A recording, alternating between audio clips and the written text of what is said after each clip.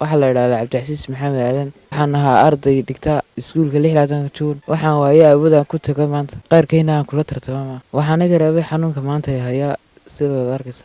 Waxaan ummadda Islaamka ka codsanayaa in Ilaahay caafimaadka bixinay soo caawiyaan ee caafimaad lagu helay soo caawiyaan. wiilkan yar waa xanuunsanayaa qoyskiisa waa faqiir ma haystaan adduun ay dhakhtar dibadeed ku geeyaan.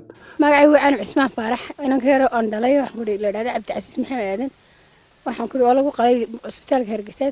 waxa la qalay 3 jeer baa la qalay markii wixii laga qalay dhagax buu ahaa kaadi mareenka laga qalay bartii laga qalay muna kaadi muga soo baxay wali alaan halkii bay qoyeen oo halkii wali caafimaad sare aan kama haystaba intii dhakhtarkii Hargeysa gudihii oo dhan waa loo mariyay waxa loo qaban karaa ma jiro intaas oo dhan waxaan u dhigaa kabdhadaha u dhigaa shamca umalaha u yaala habeenkii masajeer ma kaadi ka bedela qoyantahay dhinaciisa saliid iyo maxaan ku raday baasni ma ku ilaaliyaa si miski u dhici laayeen habeenkii aan mariya habeenna waxaan xanuunsanayaa oo ma seexan karay dalka gudihiisa waxa loo qaban karaa ma jiro wali awoodaan dhakhtar ku geeyo oo maanta ku baantoon meel dhakhtarada dibadda dalka baad meel ka sabgeeyo ma hayo oo ma haysto ilaa bas ayuu halkii aan deganahayna aanu malihi in yar baan sii degay bari kale maalin hadii ka guur leeyahay barana kuma magaalada marti baan ku hayo meelan ku hayana ma hayo meelan uga guur hadii maanta la dhisana ma hayo marka muslimiintu meel kasta ay joogaan waxaan ka codsanayaa ilmahaasi wixii gargaar iyo wixii kaalmo ay ugu kaalman karaan igu soo kaalmeeyaan igu soo gargaaraan. xaaladiisa waa inoo sheegtay hooyada ilmaha dhashay waxay leedahay ummadda islaamka ah isoo caawiya walaal aynu gargaarno